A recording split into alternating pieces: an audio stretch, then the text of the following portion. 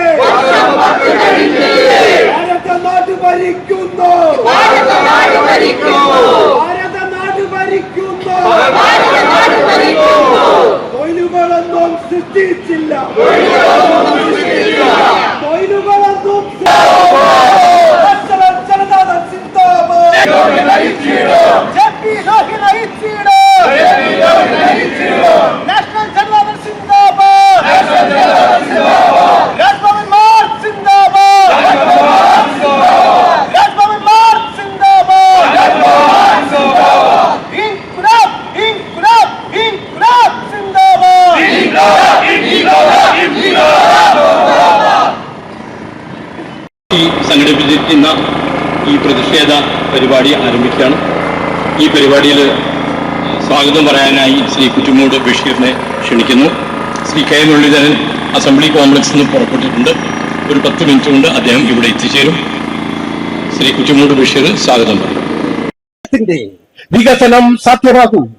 ചാണകക്കൂരകളിൽ കഴിയുന്ന പാവപ്പെട്ടവരായ മനുഷ്യർ, അവരെ ഭൂമിയിലെ സ്വർഗത്തിലേക്ക് ഉയർത്താൻ ഞാൻ ആഗ്രഹിക്കുന്നു എന്ന് പറഞ്ഞ മഹാത്മജിയുടെ സ്വപ്നങ്ങൾക്ക് നിറം പകരുവാൻ, നിറച്ചാർത്തേകുവാനാണ് നമ്മളെ പോലുള്ള ജനാധിപത്യ പാർട്ടികൾ, പ്രത്യേകിച്ച് സോഷ്യലിസ്റ്റ് പാർട്ടികൾ, ജനതാദൾ പോലുള്ള പാർട്ടികൾ ശ്രമിക്കുന്നത്.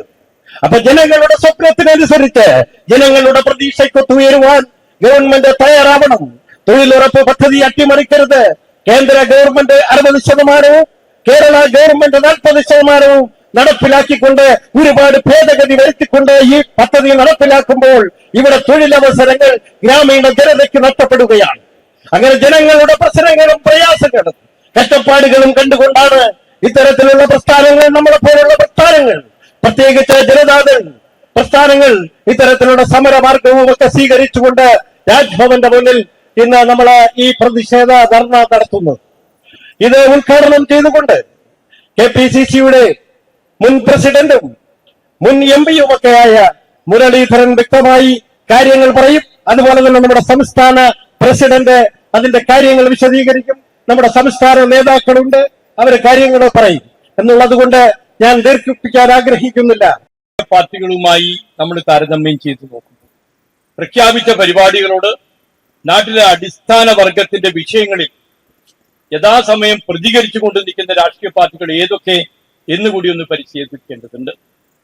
നമ്മൾ പറയുന്നു, ഇന്ത്യ രാജ്യത്ത് ശ്രീ നരേന്ദ്രമോദി ഇന്ത്യയുടെ പ്രധാനമന്ത്രി ആയതിനു ശേഷം ഈ പണക്കാരായ മുഴുവൻ ആളുകളുടെ വരുമാനം എത്രയോ ഇരട്ടി വർദ്ധിച്ചു കഴിഞ്ഞു. ഈ കേന്ദ്രത്തിൽ മൊത്തമുള്ള നമ്മുടെ വരുമാനത്തിന്റെ കണക്കിന്റെ സമ്പത്തിന്റെ കണക്കെടുത്താൽ അതിലേതാണ്ട് 60-70% സമ്പത്തും ചുരുക്കം ചില വ്യവസായ കുടുംബങ്ങളുടെയും പ്രമാണിമാരുടെയും പണക്കാരുടെയും കൈകളിലായിട്ട് ഒതുങ്ങി.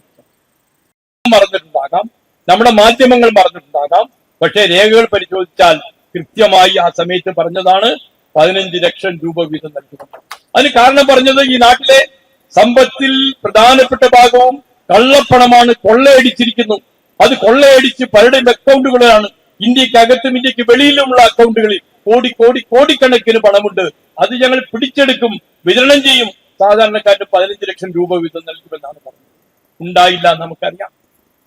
2016 നവംബർ മാസത്തിലാണ് നരേന്ദ്രമോദിയുടെ അടുത്ത പരിപാടി പ്രഖ്യാപനം ഉണ്ടായത്. അദ്ദേഹം പറഞ്ഞത്, ഇന്ത്യ രാജ്യത്തിലെ പണം മുഴുവൻ പൂഴ്ത്തിവെച്ചിരിക്കുന്നത് കള്ളപ്പണക്കാർ അവരുടെ കയ്യിലാണ്. നിലവറകളിൽ കോടിക്കണക്കിന്, ആയിരക്കണക്കിന് കോടി രൂപ പൂഴ്ത്തിവെച്ചിരിക്കുന്നു, ഞങ്ങൾ പിടിച്ചെടുക്കുമെന്ന് പറഞ്ഞ് 2016 നവംബർ 26-ാം തീയതി 2000 രൂപയുടെ നോട്ടുകൾ തിരിച്ച് ബാങ്കുകളിലേക്ക് എത്തി. അതിന്റെ അർത്ഥം ഈ പണം ഒന്നുകിൽ കള്ളപ്പണക്കാരുടെ കൈകളിലായിരുന്നില്ല, അല്ലെങ്കിൽ നോട്ട് നിരോധിക്കാൻ പോകുന്നു എന്നുള്ള വിവരം നരേന്ദ്രമോദിയും BJPയും അവരുടെ ആളുകൾക്ക് ചോർത്തി കൊടുത്തപ്പോ ആ നോട്ടുകളൊക്കെ ബാങ്കുകളിലെത്തി, കള്ളപ്പണമില്ലാതായി. ഇവിടെ സമ്പദ് വ്യവസ്ഥ പുരോഗതി പ്രാപിച്ചോ? ഇവിടെ സമ്പത്തിന്റെ കൃത്യമായ വിതരണം ഈ നാട്ടിലുണ്ടായോ? ഒന്നും ഉണ്ടായില്ലല്ലോ. വീണ്ടും നമ്മൾ കാണുന്നത് പണക്കാരൻ വീണ്ടും പണക്കാരായി മാറും. അത് അവിടെയാണ് നമ്മൾ ചൂണ്ടിക്കാണിച്ചത്. ഈ നാട്ടിലെ സമ്പത്ത് തുല്യമായ തോതിൽ വിതരണം ചെയ്യപ്പെടണം. ഈ നാട്ടിലെ ജനങ്ങൾക്ക് ഈ നാട്ടിലെ അടിസ്ഥാന സൗകര്യങ്ങൾ അനുഭവിക്കാനുള്ള സാഹചര്യങ്ങൾ ഉണ്ടാകേണ്ടതുണ്ട്. ആളുകൾക്ക് തൊഴിൽ വേണം, ആളുകൾക്ക് വരുമാനം വേണം, ആളുകൾക്ക് വിദ്യാഭ്യാസം വേണം, ആളുകൾക്ക് ഭൂമി വേണം എന്ന മുദ്രാവാക്യം ഈ സർക്കാർ മറന്നിരിക്കുന്നു എന്ന് നമ്മൾ ചൂണ്ടിക്കാണിച്ചു. പിന്നീട് നമ്മൾ കാണാൻ സാധിച്ചത് ഇതാണ്. ഇന്ന് ഇന്ത്യ രാജ്യത്തെ പണം വലിയ കുറെ പ്രധാനപ്പെട്ട വ്യവസായ സാമ്രാജ്യങ്ങളുടെ കൈകളിലേക്കായി മാറിയിരിക്കുന്നു. അത് മാറണമെന്ന് നമ്മൾ ആവശ്യപ്പെടുന്നു.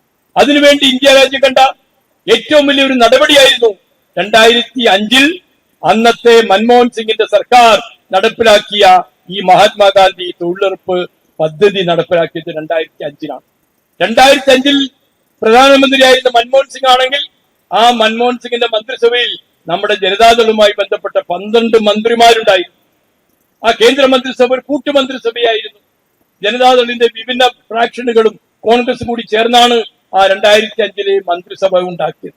ആ മന്ത്രിസഭയിൽ ജനതാദളിന്റെ നേതാക്കന്മാർ മുന്നോട്ട് വെച്ച പരിപാടിയാണ് മഹാത്മാഗാന്ധി തൊഴിലുറപ്പ് പദ്ധതി. നമ്മൾ പറഞ്ഞു, നമ്മുടെ നേതാക്കന്മാർ പറഞ്ഞു, ഇന്ത്യ രാജ്യത്തെ ഗ്രാമീണ ജനങ്ങൾ തൊഴിലില്ലാതെ കഷ്ടപ്പെടുന്നു, അവർക്ക് വരുമാനമില്ല, അവർക്ക് വാങ്ങൽ ശേഷിയില്ല, പർച്ചേസിംഗ് പവർ ഇല്ല, അവരുടെ കയ്യിൽ പണമില്ല, അവരുടെ കയ്യിലേക്ക് നേരിട്ട് പണം എത്തിക്കാനുള്ള പരിപാടി എന്ന നിലയിലാണ് തൊഴിലുറപ്പ് പദ്ധതി ആവിഷ്കരിച്ചത്.